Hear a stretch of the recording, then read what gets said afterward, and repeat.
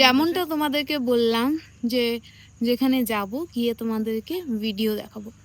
এটা আমরা চলে এসেছি একটা রিসর্টে। আমাদের বাড়ির থেকে হয়তো 2 ঘন্টা 2.5 ঘন্টা ডিস্টেন্স হবে। তো এটা হচ্ছে আমাদের মামুনি, অলওয়েজ রেডি ফটোর জন্য, ইভেন তো ভিডিওর জন্য। আর এখানে তোমরা দেখতে পাচ্ছ ওই যে ভাই রায়না সবাই ওখানে বসে আছে। তো এটা হচ্ছে দেখতে পাচ্ছ এখানে একটা ছোট্ট হিল টাইপের আছে, তোমরা যেতেও পারো ওখানে।